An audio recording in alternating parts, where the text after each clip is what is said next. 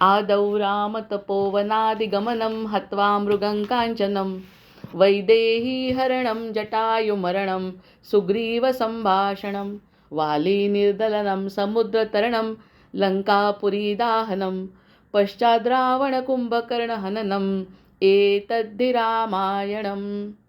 आदौ नारायणं विष्णुं ब्रह्मण्यं च वसिष्ठकम् आदौ नारायणं विष्णुं ब्रह्मण्यं च वसिष्ठकम् आदौ नारायणं विष्णुं ब्रह्मण्यं च वसिष्ठकम्। जय जय रघुवीर समर्थ। देखो, हमारी करकटी राक्षसी की जो कथा चल रही है, वो कथा हम अगर पहले सुनते, जब हमें योग वशिष्ठ का या कुछ आध्यात्मिक ज्ञान ऐसा नहीं होता, तो हम हंसने लगते। ऐसी कैसी करकटी है, और ऐसी कैसी करकटी को ऐसी कैसी विद्या प्राप्त हो सकती है, ऐसा कैसे हो सकता है, ये बुरी बातें हैं सब कुछ। ये सब बुरी बातों को इतना सामने लाना हमें अच्छा नहीं लगता था। अच्छा नहीं लगता था अगर हमें ज्ञान नहीं होता, और अगर हमें वो मालूम नहीं होता कि ऐसा होता है। और आगे जाके तो मैं ऐसे कहती हूँ कि ये हमारे जीवन में ही हुआ है। जय जय रघुवीर समर्थ।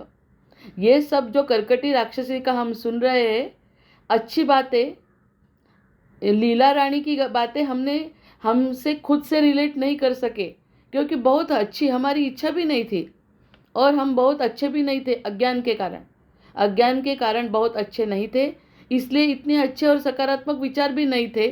तो वो जो स्टोरी थी, वो स्टोरी को हम खुद से रिलेट नहीं कर पाए, हमने नहीं किया। लेकिन जब से करकटी राक्षसी की कथा हुई, तब से लगता है ये मैंने अनुभव किया है। इसका रीज़न क्या है मालूम है आपको? क्योंकि हम अज्ञान में जी रहे हैं, और अज्ञान में ही, वासना से ही हमारा जन्म हुआ है। इसलिए वही बहुत अच्छा लगता है, सुनने को भी अच्छा लगता है, और ऐसा लगता है ये कुछ हाँ हाँ हाँ, ये हमने सबने देखा है, हमने सुना है, और अब तो ऐसे लग रहा है कि हमने वो अनुभव भी किया है। हम हंसते थे अभी तक, बैल को देख के हम हंसते थे कि ये क्या बैल कितना काम करता है, और कितना वो जो है उसके शरीर पे इतना सब कुछ चलता है, वो ढोते जाता है। ये हमें हंसने की बात लगती थी। लेकिन अब जब ज्ञान हो गया, तो हमें लगता है हम भी संसार का वजन जो है वो ढोते ही रहते हैं जिंदगी भर। तो ये सब हम रिलेट कर सकना, ये पढ़ने का और ज्ञान मिलने का बहुत महत्वपूर्ण अंग है। क्योंकि जो हम देखते हैं, वो हम खुद से रिलेट कर सकते हैं। ये सबसे बड़ी बात और आशीर्वाद हमें गुरु देते हैं। क्योंकि अभी तक हमें जो दिखता नहीं था, वो दिखने लगा। ये सबसे बड़ी बात है। सबसे अथातो ब्रह्म जिज्ञासा यानी हमें ब्रह्म की जिज्ञासा थी, लेकिन वो एक आवरण बन चुका था। वो आवरण के वजह से हम खाली जो दिखते हैं, जो बुद्धि को पड़ता है, वही हम सोच सकते थे। लेकिन ऐसे होते होते ऐसे हो गया, बुद्धि का आवरण हटा और हमें खुल के सब कुछ दिखने लगा। ये गुरु की कृपा रहती है। जैसा राक्षसी को हुआ, राक्षसी को ऐसा हुआ एक दिन, कितना खाना, उसको कोई लिमिट है कि नहीं, उसको खुद को लगना यानी क्या बड़ी बात हो गई। ये हमें लगा अभी जो हो गया, जो भी कुछ हमारे जीवन में हुआ हो चुका, लेकिन अभी मुझे वो अच्छा नहीं लगता। अब कुछ तो भी अच्छा करने की इच्छा है। वो जो राक्षसी को इच्छा हो सकती है, तो हमारे जैसे पापो भीरू लोग जिसको बोलते हैं कि जो कुछ किसी को बुरा नहीं चाहते, किसी का बुरा नहीं चाहते, भले ही वो अच्छा नहीं करते किसी का, लेकिन थोड़ा सा हम ऐसे स्वार्थ में जीते हैं। इससे ज़्यादा पाप हमारा नहीं हुआ है। हम कन्फेशन दे सकते हैं भगवान को? अभी नहीं दे सकते। इतना सुनने के बाद करकटी का जो था, उसको वो दूसरों का दुख देख के नाचती थी, नसों नसों में नाचती थी। वो एक बार अंदर चली गई तो उसके नस में से निकल के नाच के कितनी नाचती थी, और वो नाचने से वो जीव को कितनी तकलीफ होती थी, और वो तकलीफ देख के वो खुश होती थी। इतनी खराब बुरी आदतें उसकी थी। तो हम तो इतने बुरे नहीं है ना। हम थोड़ा सा पाप करते हैं, थोड़ा सा स्वार्थ करते हैं, थोड़ा सा खुद का विचार करते हैं, थोड़ा बड़ा विचार नहीं करते हैं। बस इतनी ही बात है हमारी गलती इतनी ही है। इसलिए खुद को हम क्षमा कर सकते हैं। और हमारा पुण्य क्या है कि अच्छे विचार हमारे मन में आ रहे हैं, यानी दोनों बातों का अगर संगम किया जाए तो हम भाग्यवान हैं। जय जय रघुवीर समर्थ, कृतज्ञमी कृतार्थमी, क्योंकि हमारा पाप, हमारी गलतियाँ हमें समझ में आ गई और आगे कुछ अच्छा करने की इच्छा सद्गुरु से हुई। ये बात कर्कटी राक्षसी से हम रिलेट कर सकते हैं कि नहीं? कर सकते हैं, 100% कर सकते हैं। क्योंकि हम लीला रानी को नहीं, हम रिलेट नहीं कर सके, क्योंकि लीला रानी की तपश्चर्या बहुत अलग थी। वो सद्गुणी थी, अच्छी थी, और अच्छी होने के बाद भी उसने तपश्चर्या की और उसको क्या क्या प्राप्त हुआ हमने 7-8 भागों में देखा। अभी वो कर्कटी राक्षसी का क्या बात हो गई? अभी कर्कटी राक्षसी को ब्रह्मा जी की तपश्चर्या की है उसने, और मन में आया, तो इसका मतलब और एक निकलता है कि अगर मन में आया तो पूरे पाप धुल जाते हैं।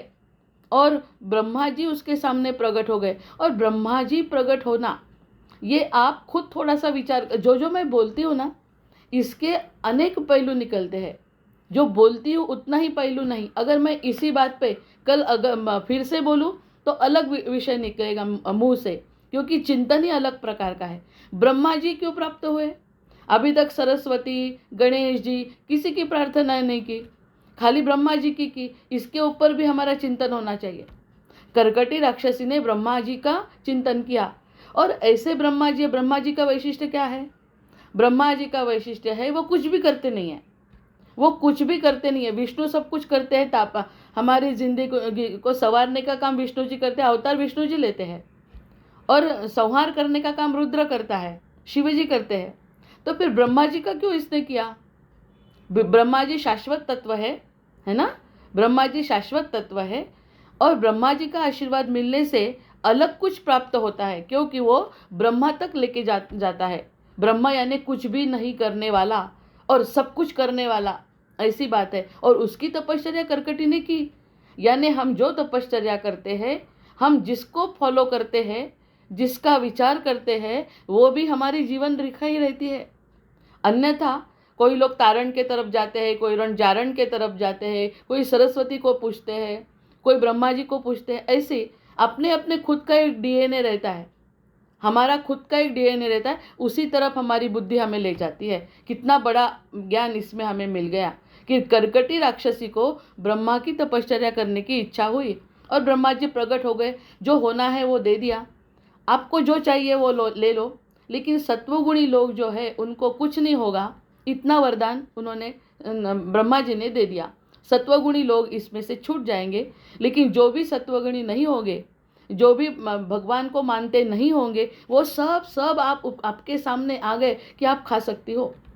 और इतना वरदान देने के बाद कर्कटी खुश हो गई। बहुत दिन तक उसने खाया, इसका पेट ही नहीं रहा। इतना इतने खाते गई कि उसको पेट ही नहीं रहा। यानी खाली बुद्धी से लगता है मांगना मांगना मांगना, लेना। किती वाईट आहे हे सगळं। लेना लेना लेना, लेते गई खाते गई, और उसको और खराब हो गई तबीयत। इतनी बारीक, इतनी क्रूश हो गई, क्योंकि वो उसका खत्म होने वाला नहीं था। ये भी उसके ध्यान में आ गया। यानी फिर से सद्गुरु आ गए जीवन में। अगर हमने कुछ मांगा, वो मिल गया, वो मिल जाने के बाद भी तृप्ति नहीं हुई, तो उसने और प्रार्थना की, अनेक साल तक प्रार्थना की। तो प्रार्थना करते समय वो खुद को भूल गई। इतनी तपश्चर्या की कि जो वो करती थी, जो उसका जीवन का उद्देश्य था खाना, तो उसके सामने खाना आने के बाद भी वो नहीं खाती थी। अगर हम पाप करते हैं, पाप करते समय हमने पाप कुछ तो भी गलत किया, स्वार्थ किया, और उसके सामने भी तपश्चर्या करते समय जिसके बारे में स्वार्थ हुआ, वो व्यक्ति अगर सामने आ गया तो भी कुछ नहीं लगता। यानी जो मैंने किया उसके विरुद्ध हमें करना है। आप अपने आप हो जाता है गुरु कृपा से। यानी बुद्धि को पूरा छोड़ देना, ये सिखाता है ये चैप्टर हमें ये सिखाता है कर्कटी राक्षसी से, कि जो खाती थी वो नहीं खाते, जो गलत करती थी वो गलत करना नहीं चाहिए।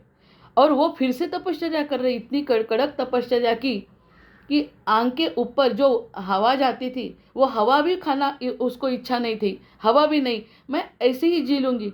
पूरी ब्रह्मा के ऊपर उसने खुद का शरीर छोड़ दिया, और एक पैर पे खड़े रह के तपश्चर्या की और हिमालय पर्वत को उसकी दया आ गई, इतनी कड़क तपश्चर्या की। तो ऐसा करना चाहिए, कैसे भी हो हम, लेकिन हम उसके पीछे लगना चाहिए। इसका दूसरा अर्थ भी ये होता है, क्योंकि योग वशिष्ठ आगे जानने से कोई नहीं लाभ होगा। जो जो समझा उसको हमें जीवन में उतारना है। अगर हमें आगे आगे गए उसके नुस्खे पढ़ते गए तो उसमें से कोई भी मूल्य हमें मिलता नहीं है। तो उसको जो अच्छा लगा तो उसने छोड़ने की इच्छा की। वो छोड़ने की इच्छा यानी गुरु भी नहीं रहा तो भी चलता, मेरी खुद की छोड़ने की इच्छा है, मुझे खुद को खुश होना है, मुझे कुछ ना कुछ करना है, वो करकटी हमें सिखाती है। ये बहुत बड़ी सीख करकटी की हमारे जीवन में उतारने जैसी है, कितना भी बड़ा। और दूसरी हमें आश्वस्तता ये मिलती है कि कुछ नहीं होता, कितना भी गलत हमने किया कुछ नहीं होता, ये एक भाग रहा। और दूसरा भाग क्या है, अगर सद्गुरु प्रसन्न हो गए तो वो जो भी परिस्थिति देंगे हमें मान्य करनी चाहिए।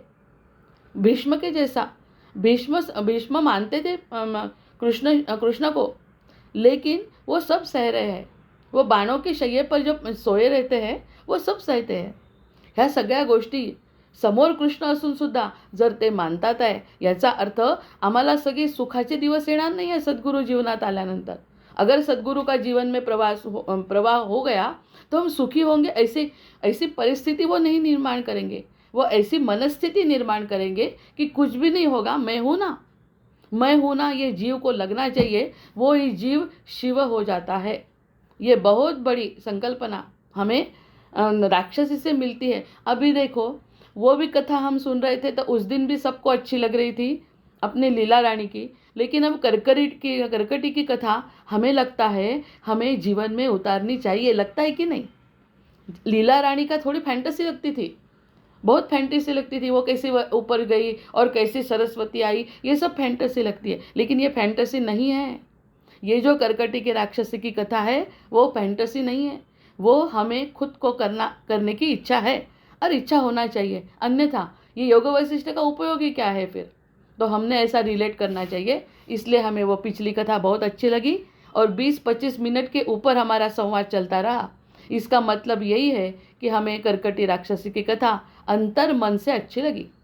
अभी देखो क्या हो गया, पुन्हा राक्षसीचा देह प्राप्त, अशा तऱ्हेचे विचार तरंग त्या केवळ जीव स्वरूपात असलेल्या सूक्ष्म सूचीच्या ठिकाणी उदय पावलेले आहेत हे पाहून ब्रह्मदेव त्या वैराग्य संपन्न राक्षसीला म्हणाले, बाळे, तू वर मागितला नाहीस तरी मी तुला ते आपणहून देत आहे, त्याचा तू स्वीकार कर आणि काही काळ त्या भूतलावर उत्तम प्रकारचे भोग भोगून नंतर तू परमपदाला पोहोचशील, अशी नियती ठरलेली आहे।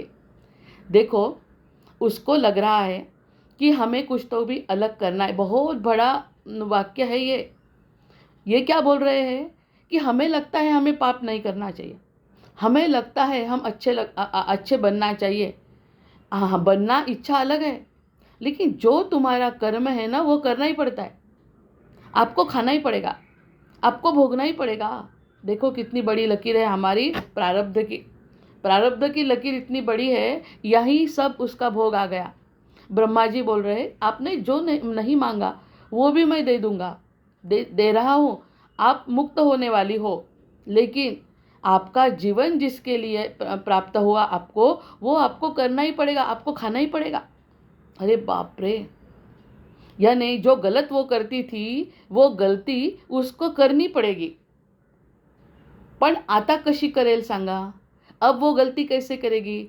वो खुद आत्मस्वरूप में लीन है, आत्मस्वरूप में लीन है, ब्रह्मा जी का वर है, सत्य उसको मालूम है, वो करेगी वो कृति, देह से वो कृति करेगी, देह से वो खाएगी, लेकिन वो खाना उसके अंतर मन तक नहीं जाएगा। उसको कर्तव्य करना है, खाली उसको खाना है, यानी खाली कर्तव्य करना है, देह से, मन उसमें नहीं है।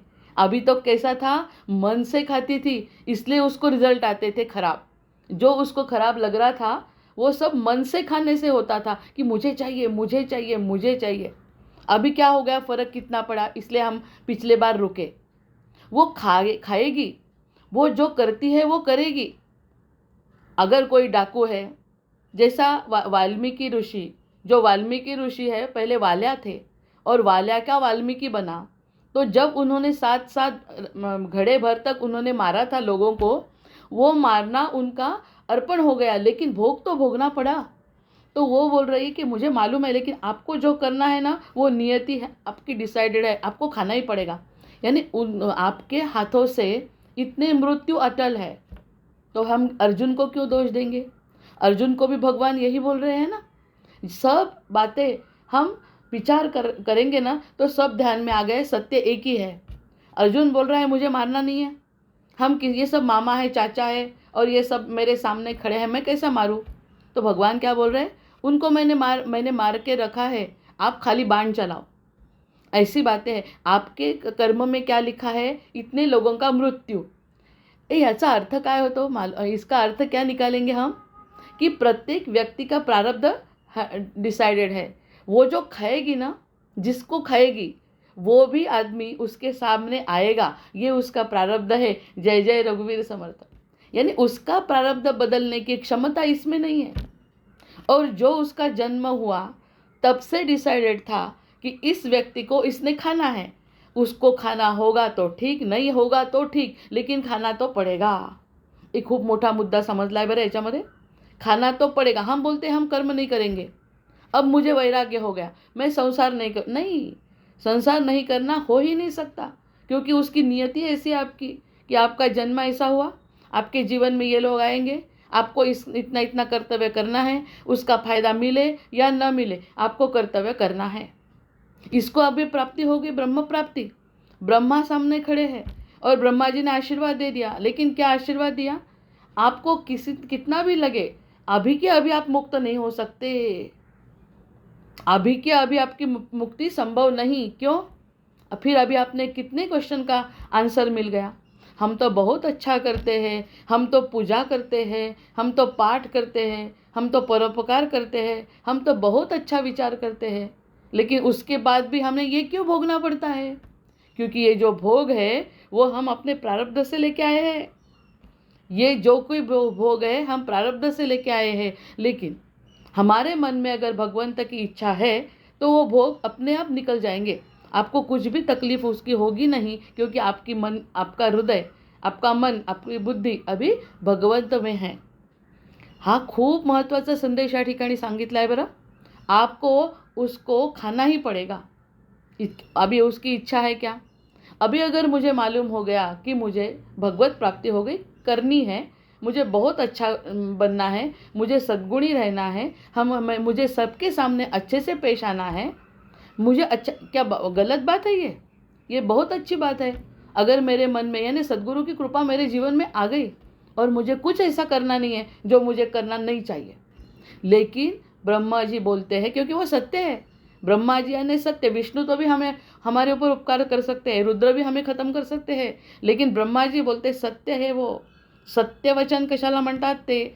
आपको भोगना ही पड़ेगा। आपको मुक्ति तभी मिलेगी जब आपका प्रारब्ध खत्म होगा, नहीं तो अगले जन्म में फिर से जन्म लोगी। आपको फिर से जन्म होना, फिर से भगवत प्राप्ति, फिर से वही तकलीफ, ऐसे करोगी? उससे अच्छा मैं बताता हूँ, यानी सामने सामने का संवाद है ब्रह्मा जी का और इनका। हमें तो वो भी नहीं दिखते, हमें तो कुछ भी नहीं दिखते। सद्गुरु का वचन हमें मानना चाहिए, ये बात बता रहे वो कि जो सद्गुरु बताते हैं वो सत्य बताते हैं। तो उसको वो बोल रहे हैं कि जो आपका प्रारब्ध है आपका खुद का नहीं है खाली, कि आप खुद समझोगी मुझे अब बंद करना है सब कुछ, और बंद कर दिया और लॉक लगा के चले गए, ऐसा नहीं चलता। प्रारब्ध का खेल बहुत अलग रहता है। सत्यवचन सोपं नाही आहे पाळणं। सत्यवचन म्हणून आपण रामाला सत्यवचनी म्हणतो, एकवचनी म्हणतो। हे कारण सांभाळणं सोपं नहीं है। आपने बोल दिया मुझे करना है, मुझे समझ में आ गया, लेकिन आपका प्रारब्ध नहीं खत्म हुआ ना अभी तक। इसलिए मैं रुकी थी पिछले बार। एक भाग के बाद क्यों रुकी थी? क्योंकि कर्कटी राक्षसी की जो कथा है वो हमारे जीवात्मा के एकदम सन्निध है। जो जीवात्मा की इच्छा है वही है, क्योंकि अभी तो मुझे बहुत लग रहा है अभी कि मुझे बहुत अच्छा बनना है, बहुत अच्छा बनना है। सद्गुरु की कृपा हो गई, लेकिन नहीं बन सकते। जब तक प्रारब्ध का भोग खत्म नहीं हुआ तब तक नहीं बन सकते। ये बात लिख लो। ब्रह्मा जी कह रहे हैं, बाळे तू वर मागितला नाहीस तरी तुला स्वतःहून देतो आहे। उसने क्या बोल दिया ब्रह्मा जी ने कि आपने कुछ जो नहीं मांगा वो भी मैं दे दूंगा, लेकिन आपको जो भोगना है आपकी नियति जो है ना, वो आपका प्रारब्ध जो है, वो प्रारब्ध जुड़ा है। एकदम अकेला प्रारब्ध नहीं आता, क्योंकि मैं अकेला हूँ, नहीं तो मैं अकेला वन में मेरा जन्म हो जाता, मैं अकेली रहती, ऐसा कुछ नहीं है। आपका अगर जन्म हुआ तो आपके पूरे कुटुंब है, आपका समाज है, आपका राष्ट्र है, ये सब आपके साथ आता, उसके साथ ही आपका जन्म होता है ना। तो आप खुद नहीं निकल जा सकते। अगर एक आधे माता ने बोला कि मैं कुछ नहीं कर सकती, अब मैं मर जाऊंगी, तो मर नहीं सकते। अगर आप मर गए तो पुनर्जन्म होगा और आपको वही भोगना पड़ेगा जो इस जन्म में भोगा है। तो वो पूरा हो जाने तक हमें मुक्ति नहीं मिलने वाली। ये ब्रह्मा जी बहुत बहुत बहुत सीक्रेट ज्ञान दे रहे हैं। आपको कुछ भी लगे, हम नहीं कर सकते, अच्छा भी लगे और बुरा भी लगे, यावरती स्थिर होऊन कितीतरी प्रश्न निघू शकतात. म्हणून तुम्हाला म्हटलं की यावरती स्वतः विचार करून अनेक प्रश्नांची उत्तरं या ठिकाणी मिळवू शकता. तुझ्या दिव्य तपाच्या बळावर तुझ्या मनात जे जे येईल ते तू सर्व सिद्ध करशील. आता पूर्वीसारखी तू हिमालयातील अरण्यात राक्षसी होऊन राहशील. बीजातून प्रचंड वटवृक्ष आकाराला येतो किंवा पाणी मिळाले म्हणजे वेलीला अंकुर फुटून ती विस्तारते, त्याप्रमाणे तुझे भयंकर शरीर तुला प्राप्त होईल. देखो उन्होंने क्या किया, ब्रह्मा जी ने क्या किया, यानी उसको ब्रह्म प्राप्ति हो गई, उसको आत्मा प्राप्ति हो गई. खुद ब्रह्मा जी उसके सामने आ गए. जो आप बोलोगे वो सिद्ध होगा, ये भी बोल दिया, यानी सिद्धि भी मिल गई. ब्रह्मा जी प्राप्त हो गए, सत्य सामने आ गया. लेकिन अब वो छोटी सी थी ना, वो सुई के जैसी जो थी, आपको प्रचंड रूप प्राप्त होगा और आपको इतना बड़ा रूप प्राप्त होके आप हिमालय के ऊपर अभी विराजमान होगी और फिर से वही करोगी जो करती थी. लेकिन अभी आपको सिद्धि प्राप्त है. इतना फर्क है आपके ऊपर कि जो आप सोचोगे वो होगा. और लेकिन आपका फिर से पूरा बड़ा शरीर. इसमें विचार करो, मेरी इच्छा क्या थी, ये मेरी यानी वो कर्कटी की इच्छा क्या थी. इच्छा ये थी कि बहुत खाना है, बहुत बड़ा शरीर होना है और सिद्धि प्राप्त होना है. यही 3 इच्छा थी ना उसकी, कि मुझे सिद्धि प्राप्त होना है, जो मेरे सामने आएगा उसको खाना है और बहुत बड़ा शरीर होना है, पेट भी होना है, मुझे इच्छा भी होना है. यही तो उसकी इच्छा थी. वो सब मिल गया, लेकिन उसके हृदय को बदल दिया. ब्रह्माजीने हृदय को बदल दिया. किती किती गोष्टी निघतात याच्यात, मी सांगू नाही शकत. मला सांगण्याच्या पलीकडे आहे हा पॅरेग्राफ, कि उसको लगता है कि हृदय परिवर्तन हो गया, बाकी सब वैसे के वैसे रह गया. जय जय रघुवीर समर्थ. कुछ भी बदला नहीं. और उन्होंने बोला कि राक्षसों जैसी बड़ी के बड़ी हो जाओगी जैसी पहले थी, और हिमालय के ऊपर आपका पूरा साम्राज्य रहेगा. आप हिमालय के ऊपर अपना विचरण करोगी. इतना बड़ा आशीर्वाद, सिद्धि प्राप्त, बुद्धि भी उसको समर्पण, फिर भी हृदय में परिवर्तन. ये ब्रह्मा जी का आशीर्वाद है. ब्रह्मा जी का आशीर्वाद, सिद्धि लेने के बाद भी वृत्ति में फर्क, बाकी सब नियति जैसे कि वैसे. नियति में कोई भी फर्क नहीं. वही तो हमें सिखाना है राम जी को वशिष्ठ को यही सिखाना है. आपको अपना कर्तव्य करना है. जो मरेगा वो मरेगा, जिसको मुक्ति मिलेगी वो मुक्त हो जाएगा. वो अपने हिसाब से आपके सामने आएगा. और आपको क्या करना है, अपना कर्तव्य करना है. आपके हृदय को पूछना है, ये सब मैं कर रहा हूँ, ये किसके लिए कर रहा हूँ, जन कल्याण के लिए कर रहा हूँ, मेरा खुद का कोई स्वार्थ नहीं है, सब कुछ अच्छा होना, धर्मराज्य की स्थापना होना, इसी कारण मैं कर रहा हूँ, बाकी सब मेरा कुछ भी नहीं इसमें. ये राम जी ने आशीर्वाद देना चाहिए, यानी अपना मत परिवर्तन ऐसा करना चाहिए. इसलिए कर्कटी की कथा बता रहे. और कर्कटी और राम कितने अपोजिट है, विरोधाभास. सबसे बड़ा विरोधाभास तो यही है कि कर्कटी राक्षसी की कथा राम जी को सुना रहे. राम जी के जैसे सत्वगुणी कोई नहीं. राम जी उदाहरण है धर्मराज्य का, लेकिन राम जी को पूरा निचोड़ बता रहे, रहस्य बता रहे पूरे पृथ्वी का, यानी ब्रह्मांड का रहस्य उन्हें बता रहे. कैसा भी हो, लेकिन मेरी इच्छा, हृदय की इच्छा सबसे बड़ी इच्छा है. और वो अगर हृदय में मैं हूँ तो वो जो भी करेगा. आत्मात्वं गिरिजामति सहचरा प्राणात् शरीरं गृहं पूजा ते विषयोपभोग रचना निद्रा समाधि स्थितिः संचारः पदयो प्रदक्षिण विधि स्तोत्राणि सर्वा गिरौ यद्यत् कर्म करोमि तत्तदखिलम शंभो तवाराधनम. जो भी करेंगे आप, राम जी को बताया, वो शंभो की आराधना ही होगी.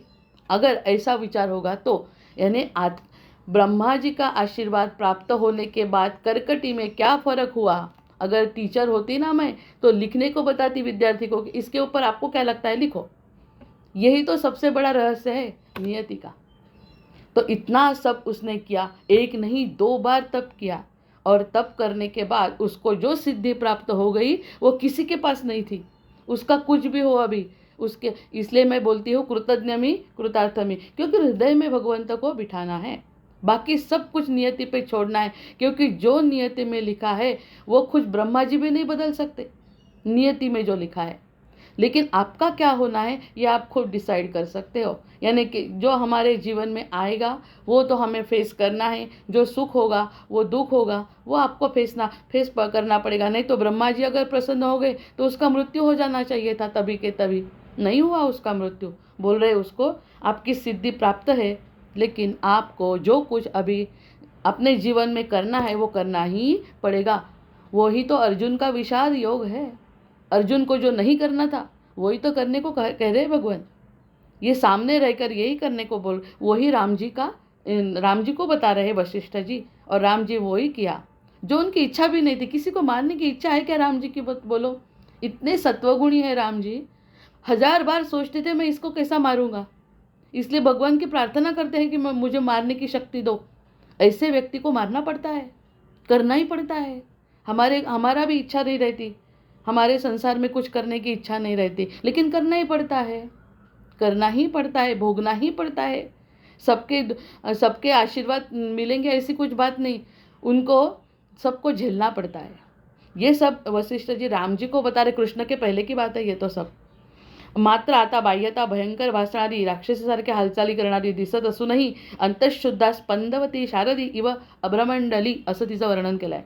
अंतःशुद्धा स्पंदवती शारदी इव अभ्रमंडली, तू अनंत अंतर्यामी शुद्ध राहशील। शरद ऋतूमधील मेघ जलरहित केवळ अभ्र स्वरूप असतात त्याप्रमाणे तू विकाररहित राहशील। अंडरलाइन करायला पाहिजे वाक्य। आप बहुत शुद्ध अंतःकरण की हो गई हो, आपका अंतःकरण बहुत शुद्ध हो गया है। अंतर्यामी अंतःशुद्धा स्पंदवती शारदी। देखो राक्षसी को शारदी, और बोल कौन रहा है? ब्रह्मा जी। ब्रह्मा जी कह रहे हैं आप अगे अंतर शुद्ध हो गई हो राक्षसी हो गए। कितनी पाप किए, कितना पाप की, वो पापों की गिनती करते बैठेंगे ना तो 1 महीना खत्म नहीं होगा, इतनी उसके पाप है। वो मैंने छोड़ दिया सब चैप्टर उसमें से। तो इतनी पापिणी, तो उसको बोल रहे अंतःशुद्धा स्पंदवती शारदी इव अभ्रमंडली। इसमें से क्या मिलता है हमें? हम तो शुद्ध है, फिर इतने बुरे तो हम नहीं हैं। यहाँ से हमें आशीर्वाद मिल चुका, अब हम बुरे नहीं हैं। हम अंतःशुद्धि स्पंदवती शारदी इव अभ्रमंडली, मैं ही हूँ। ये एखादे साधक को अगर यहाँ पे मिल गया आशीर्वाद तो पवित्र हो गया, और पवित्र हो जाने के बाद आगे के जो कर्म है वो आत्मात्वम गिरिजा मति सहचरा शंभो तवाराधनम, ऐसा हो गया। अभी जीवन में आमूलाग्र परिवर्तन आ गया, क्योंकि वह बुद्धि से ही विचार नहीं करेगा बुरा, हृदय से विचार नहीं, हाथ से कुछ भी करो, जो भी खाएगा जो भी पिएगा जहाँ भी जाएगा। शंकराचार्य जी का तो वचन है, अगर उसके पैर जहाँ भी जाते वो प्रदक्षिणा हो जाएगी, वो जो खाते हैं वो प्रसाद हो जाएगा। ऐसी कुछ बातें उसके जीवन में आ जाएगी। कितना बड़ा परिवर्तन है इससे, इसके लिए तो हमारा जीवन है, अन्यथा जीवन में अर्थ ही क्या है? जो हम करते हैं वो थोड़ी जीवन है। बहुत बड़ा कर्कटी का ये जो जीवन का परिवर्तन है वो परिवर्तन, ये जो श्लोक है हम खुद अपने लिए बोलना चाहिए। कौन सा? अंतःशुद्धा स्पंदवती शारदी इव अभ्रमंडली।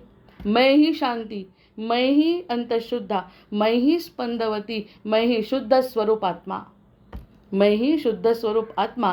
क्योंकि उसको जो बोल सकते उसके तप के कारण उसको बोला। मैंने भी अंतःकरण से ब्रह्मा जी की प्रार्थना की तो ब्रह्मा जी ने उसको जो दिया तो मुझे भी दे सकते हैं। अरे लेकिन आशीर्वाद लेना इतनी छोटी बात नहीं है, इतनी सादी बात भी नहीं है। आशीर्वाद अगर मिल गया तो माझ्याकडे देव माझा पाहतो आहे, मेरे तरफ मेरा भगवान देख रहा है, नहीं मेरे हृदय में भगवान बैठा है, ऐसा अगर साधक में के मन में आ गया तो खाली सत्वगुण ही आचरने को बताता है। अर्जुन को कहाँ इधर उधर देखने दिया, इधर उधर देखना ही नहीं, खाली मेरे तरफ देखो। मामेकम शरणम व्रज, खाली मेरे तरफ देखो, इधर उधर देखेगा भटक जाएगा। खाली मेरे तरफ, इतना स्वार्थी भगवान है।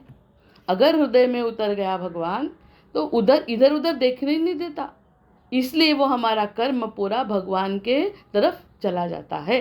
इतनी बड़ी बात कर्कटी राक्षसी के बारे में बताई गई है। त्याप्रमाणे उसको आशीर्वाद क्या दिया ये भी लिख लो। त्याप्रमाणे तू विकार रहित निरुपद्रवी होऊन राहशील, लिख लो। वो बोल रहा है कि ऐसी आप निरुपद्रवी, किसी को उपद्रव नहीं करने वाली। किसको आशीर्वाद दे रहे? निरुपद्रवी, जो उपद्रव देती थी, उसके नसों नसों में नाचती थी। उसकी नसों में नाचने के बाद जो उसको तकलीफ होती थी वो व्यक्ति को, वो देख के उसको आनंद हो रहा है।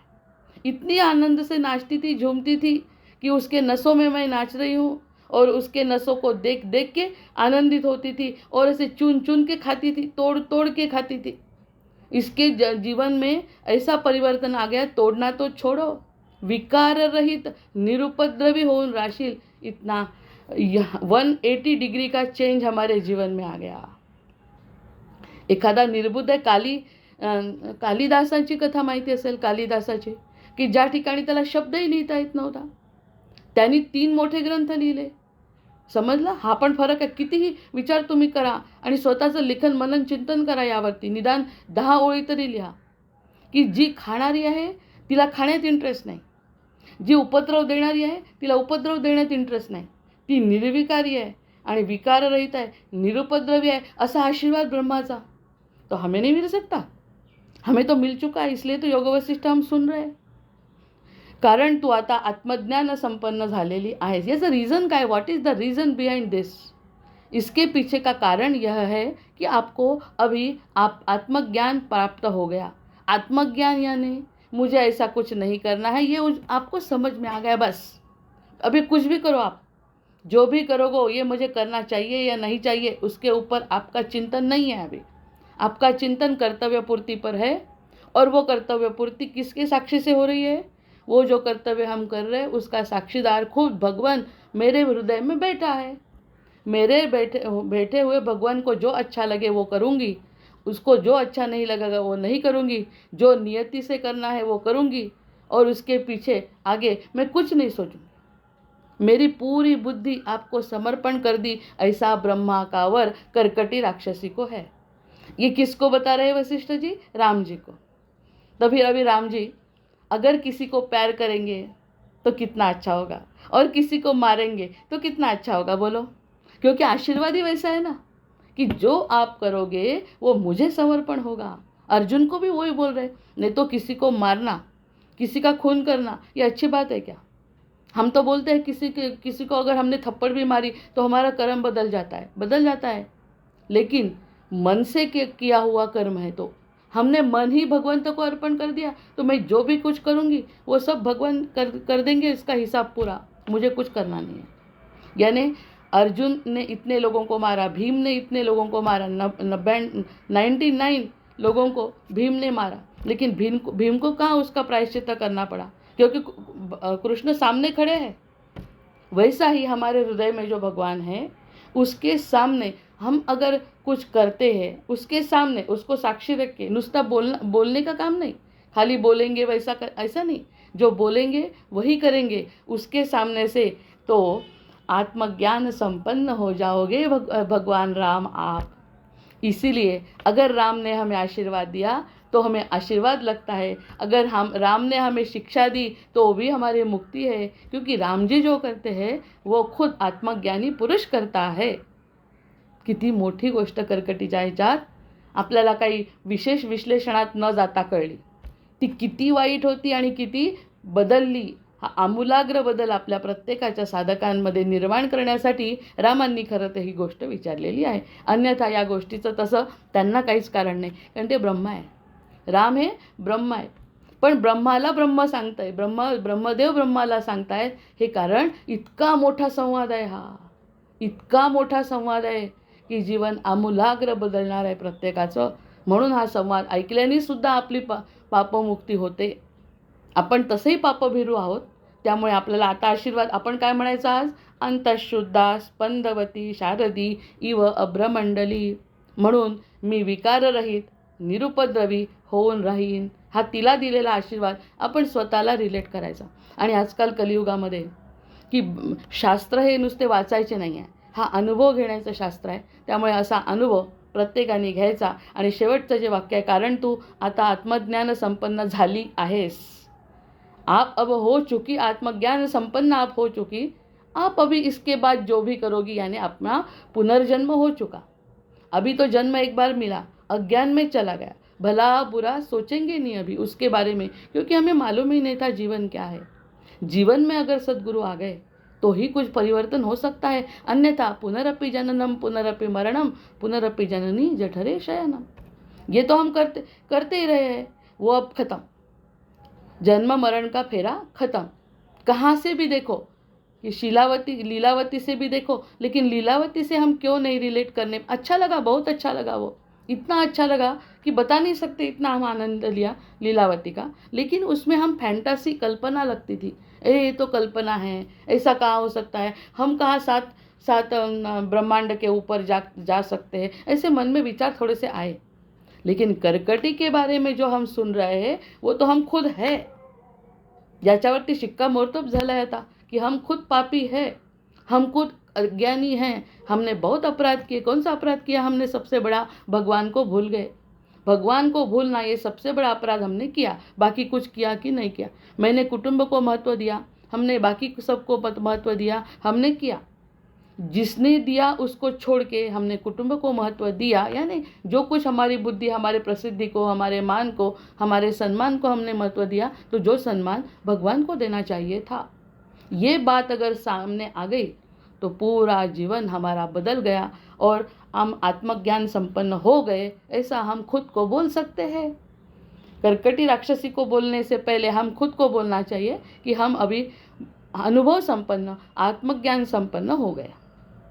ठीक है. इतप्पर अखंड ज्ञान योगामध्ये तुझा बहुतेक काळ जाईल.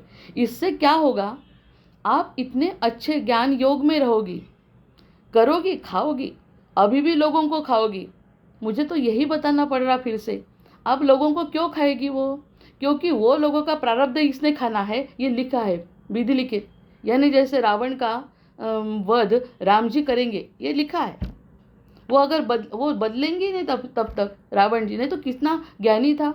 अगर वो ज्ञानी था तो उसने खुद ने सोचना चाहिए था, अभी राम जी की क्षमा मांग लेंगे, अब हम छूट जाएंगे. ऐसा हुआ क्या?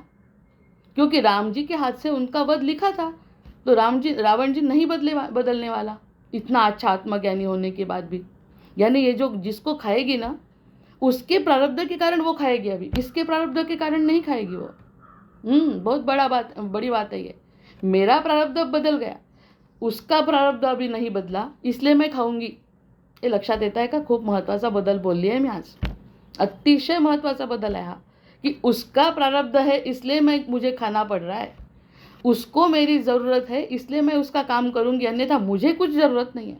बरोबर. मुझे कुछ जरूर, यानी त्याच्यातून माझी आत्मवृत्तीच दूर झाली. उसको ज़रूरत है, कुटुंब को ज़रूरत है, देश को ज़रूरत है, मुझे ये करना चाहिए निरपेक्ष वृत्ति से, इसलिए मुझे तो मालूम है मैं कौन हूँ, मुझे मालूम है, लेकिन इसको मेरी ज़रूरत है. और वो ज़रूरत क्यों है? क्योंकि उसका प्रारब्ध मुझसे जुड़ा है. वो मेरा बच्चा है, वो मेरा भाई है, वो मेरा और कोई है, वो मेरा फ्रेंड, जो कुछ हो हमारे रिलेशन, जो कुछ हम मानते हैं वो सब उसके कारण है. उसका प्रारब्ध अभी नहीं खत्म होगा, इसलिए मैं करूँगी, अन्यथा मुझे कुछ करना नहीं चाहिए, क्योंकि मुझे समझ में आ गया कि मुझे क्या करना चाहिए, क्योंकि मुझे आत्म प्राप्ति हो चुकी है. बाप रे, बहुत बड़ा संकेत इसमें दिया कि दूसरों का भी प्रारब्ध जब तक खत्म नहीं होता, आपका रोल खत्म नहीं होता. आपको लगता है नहीं मारना चाहिए, लेकिन मारना ही पड़ेगा.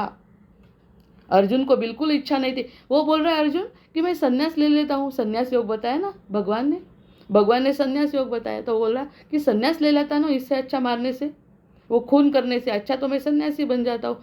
भगवान बोल रहे संन्यास नहीं ले सकता. क्यों नहीं ले सकता? क्योंकि वो आपका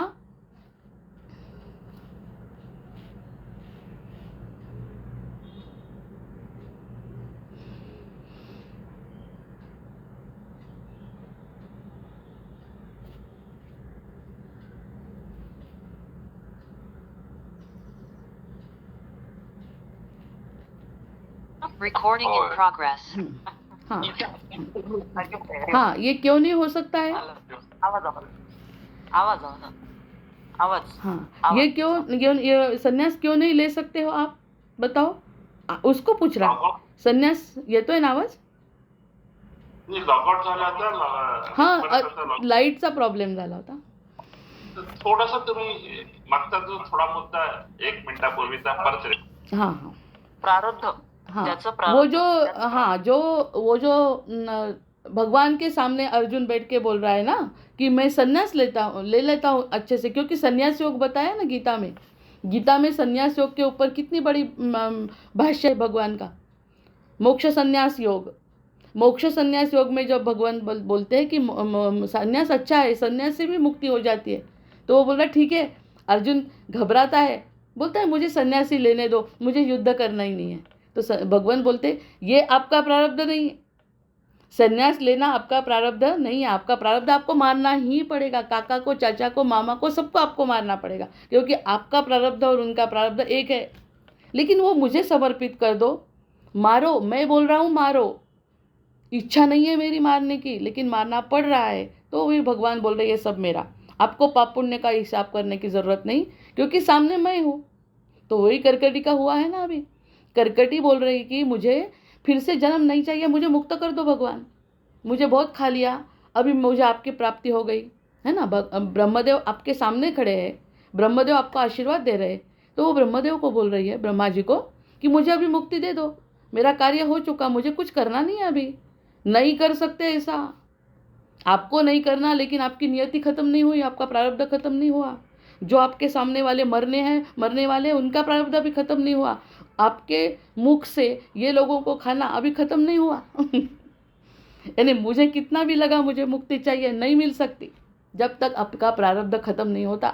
आपला कर्तव्य कर्म जब तक खत्म नहीं होता, अब मुक्त नहीं हो सकते. ये सबसे बड़ी सीख है इसमें से.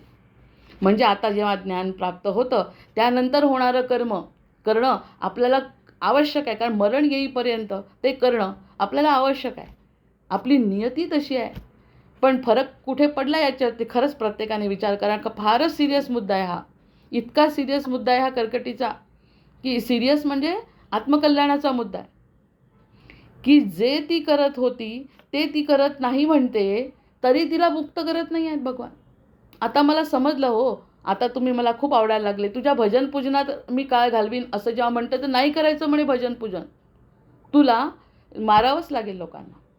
म्हणजे कर्तव्य सुटलं का तिचं? नाही सुटलं. हे खूप महत्त्वाचा मुद्दा आहे बरं आजचा. मग इतपर अखंड ज्ञानयोगामध्ये तुझा बहुतेक काळ जाईल, तू करशील ज्ञानयोग तुझा राहील. नंतर मग आपण तुझ्या आंतरिक अध्यात्म स्थितीचा भंग कधी होणार नाही. तुझी जी आशीर्वाद किती मोठा आशीर्वाद दिला तिला.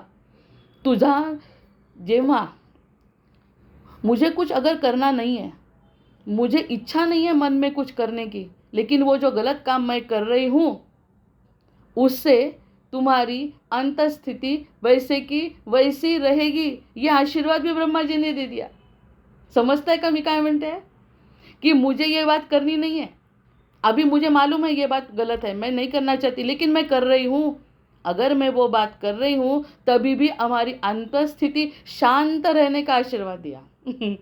म्हणून ही योगी शांत असतात, की त्यांना करावं लागतं, मठ स्थापन करावे लागतात, लोकांना कार्य करावं लागतं, सगळं काही करावं लागतं. त्यांना तर मुक्त व्हायचं आहे, कारण त्यांना आत्मज्ञान झालं. पण नाही, तुमचं कार्य शिल्लक आहे. आणि तुमचं कार्य शिल्लक असताना जर एखाद्याने कोणी तुम्हाला गोटा मारला, जसं एकनाथ महाराजांना मारला आहे, की कितीतरी वेळा त्यांना अशुद्ध करण्याचा प्रयत्न केला, मग त्यांना का वाटलं नाही? कारण त्यांची अंतस्थिती स्थिर राहण्याचा आशीर्वाद ब्रह्माजी स्वतः देतात. त्यामुळे त्यांना कशाचंच काही वाटत नाही. म्हणजे एकीकडून कर्मनिवृत्ती आणि एकीकडून आत्मज्ञान प्राप्ती स्थिती, त्या स्थितीमध्ये ते राहू शकतात. हा आशीर्वाद ब्रह्मानी दिलाय करकटीला, आणि करकटीला दिलाय. आता जी वक होती ना खाण्याची, मुझे चाहिए, आने दो. आया तो ठीक, नहीं आया तो ठीक. क्यों आएगा? क्यों वो? क्योंकि उसका प्रारब्ध है, मैंने खाना चाहिए, उसका प्रारब्ध है, इसलिए वो आएगा. यानी किसी को मुझसे फ़ायदा होने वाला है, वो उसका प्रारब्ध है, मेरा नहीं. मेरा तो मिल गया मुझे सब कुछ. अरे किती छान गोष्ट है ही. मुझे मेरा सब कुछ मिल गया. अब अगर किसी को चाहिए तो ले लो मेरे तरफ से, वो आपका प्रारब्ध है, मेरा नहीं. किती महत्त्वाचा विषय आहे. किती किती म्हणजे आता या योगवसिष्ठामध्ये चढत्या क्रमाने आनंद मिळणार आहे. असं जेव्हा सांगितलं, ज्ञानस्थितीचा भंग होणार नाही, वायूचे वाहणे, वायूचा स्पंद, तशा तुझ्या शरीराच्या क्रिया तुझ्या सहज विलास होतील. अरे आत्मा त्वं गिरिजा मती सहचरा, किती वेळा म्हणायचं. प्राणात शरीरम गृहम, पूजा ते विषयोपभोग रचना निद्रा समाधी स्थिती संचार पदयो प्रदक्षिण विधी स्तोत्राणि सर्वा गिरौ यद्यत् कर्म करोमि तत्तदखिलम शंभो तवाराधनम. जो भी मैं करूंगी वो सब शंभो का अर्पण होगा. यो जो भी करूंगी. किती नितळ मन असेल हो तिचं. राक्षसीचं मन जर नितळ होऊ शकतं तर आपण त्याच्या मनाने खरंच कमी पाप केलं. करा ना विचार. आतापर्यंत आपण काय विचार करतो स्वतःचा, किती पापी आहे मी, माझ्यावरती कशी कृपा होणार आहे. माझ्यावरती कृपा शक्यच नाही. माझ्यासारखी अज्ञानी, माझ्यासारखी पापी, माझ्यासारखी वाईट, इतके दूषण आपण स्वतःला दिले की ते आत्म्याला त्रास झाला. आपल्या आत्मा म्हणतो नाही ग बाई, एवढी वाईट नाही आहे बरं. जेवढी तू स्वतःला म्हणते तेवढी वाईट नाही आहे, थोडीशी आहे. कर्कटीला जर क्षमा होऊ शकते तर आपण त्याच्या मनात थोडेसेच आहे. अज्ञानामुळे झालं आहे बा थोडंफार. मग अशा वेळी सुद्धा आम्हाला प्राप्त नाही होणार. झाला, त्यांनी सांगितलं आहे, झाला. अंतःशुद्धा स्पंदवती शारदी इव अभ्रमंडली, तू शांत आहे, शांत स्वरूपा अंतःशुद्धा मी आहे, असं प्रत्येक जीवानी आज म्हणायचं. हा श्लोकच रोज म्हणायचा. अशा पद्धतीने माझी अंतःशुद्धी झाली. पण जबाबदारी वाढली की नाही तिची आणि आपलीसुद्धा. जर अंतःशुद्धा म्हणून घ्यायचं असेल तर कधीच राग यायला नको. जे आधी करत होतो ते कधीच करायला नको. जे करतोय ते सहजरीतीने करता यायला पाहिजे. आपला रागसुद्धा लोकांना समजला पाहिजे की खरंच चांगल्या गोष्टीसाठी राग आहे, वाईटासाठी चिडचिड नाही करत आहे नुसती. हे सगळा बदल आपल्याला कर्कटी राक्षसी शिकवते. नंतर आता संपेल ही कथा या ठिकाणी, म्हणून तेवढं फक्त घेते. मग प्रसंगोपात शोधा निवारण करण्यासाठी, म्हणजे तुला भूक लागली, मग तुला तहान लागली तर तुझ्या ध्यानावस्थेत व्यत्यय येणार नाही. तू जर ध्यानाला बसली, समजा तुझी इच्छा झाली ध्यान करायची, तर तुझी क्षुधा, पाण्याची तहान लागली म्हणून उठा, खायला लागलं म्हणून उठा, असं होणार नाही. मी तुला आशीर्वाद देतो की तू खात असताना तुझं पोट भरलेलं राहील, तुला तहान लागणार नाही. आणि तुला जर ध्यानात बसायचं असेल तर त्या ध्यानाची सगळी सोय मी करतो. एवढं मी करतो. प्रारब्ध नाही बदलत तुझं, पण तुला असं भविष्यसी न्यायवृत्ती लोके तू अन्याय बाधिका. अन्याय वाचून तू कोणालाही पीडा करणार नाही. अन्याय वाचून तू कोणालाही पीडा करणार नाही. अन्याय जर झाला तर तू पीडा करशील बरं. अन्याय करत असेल कोणी तर त्याच्यात मग किती मोठी गोष्ट आहे. म्हणजे तिचं कार्य कशासाठी घेतलं भगवंतांनी. आतापर्यंत ती उगीच खात होती, आता जो अन्याय करतो त्याला मार म्हणते. म्हणजे तिचं जे कार्य होतं ते कार्य बदलून अन्याय करणाऱ्याला मारा म्हणे. आणि तेवढी शक्ती तुला मी देतो म्हणत स्वतः. जर कोणी अन्याय करत असेल, पटलं का. खूप खूप विचार करण्यासारखं आहे आजचं. आतमध्ये विचार करायचा. अन्याय करणारा जर कोणी असेल तर त्याला मारण्याची ताकद मी तुला देतो. मग रामांना नाही दिली का. रामांना वसिष्ठांनी त्याच्यासाठी अन्याय करणारा आहे ना मार. सत्वगुणी माणसाला बदलवलं बघा. इतका सत्वगुणी राम, त्याला मारायला लावलं रावणाला. हे सुद्धा सगळं कार्य कोणाचं आहे. हे सगळं त्याचं आहे, ब्रह्माचं. तू फक्त निमित्त बन रे. अर्जुन काय, राम काय, आणि तशीच आपण काय. आपण स्वतःला असंच म्हणायचं, आम्ही निमित्तच आहे बाबा. अन्याय झाला तर मी सोडणार नाही, पण त्याचं पापही तुला लागणार नाही याचा आशीर्वाद तुला देतो. नंतर न्यायाने वागून अन्यायांना बाध करणारी म्हणून अन्यायबाधिका या नावाने तू प्रसिद्ध होशील. जय जय रघुवीर समर्थ. काय म्हटलंय तिने की भविष्यसी न्यायवृत्ती लोके तू अन्यायबाधिका. तू अन्यायबाधिका या नावाने लोकांमध्ये प्रसिद्ध होशील. हा ब्रह्माचा आशीर्वाद कर्कटी राक्षसीला आहे. किती गोड आहे हे चरित्र कर्कटीचं. लीलादेवीपेक्षा, लीलादेवीची तरी फॅन्टसी होती, नवरा गेला, नवरा नको मरायला, मग नवरा माझ्याजवळच राहायला पाहिजे, मग तो स्वार्थ होता. इथे बिचारी स्वार्थ काहीच नाही आहे. वाईट वागली ते सगळं गंगेला मिळालं. आणि आता तिला भविष्यसी न्यायवृत्ती लोके तू अन्यायबाधिका. तू अन्यायबाधिका झाली आहेस आजपासून. हा ब्रह्माचा म्हणजे एका जीव-शिव मिलन झाले, शिवाचा जीवाला मिळालेला सगळ्यात मोठा आशीर्वाद आहे आज तर.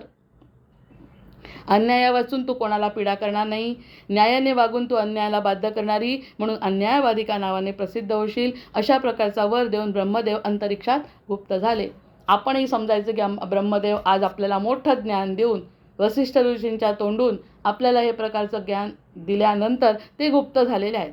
ते आता आपल्यासमोर पुन्हा पुन्हा वावरणार नाही. साधे माणसं नाही आहेत ते की समोर येतील आणि प्रत्येक वेळी आशीर्वाद आशीर्वाद म्हणतील, असं नाही. आपल्या हृदयामध्ये हा बदल करून ब्रह्मदेव गुप्त झाले.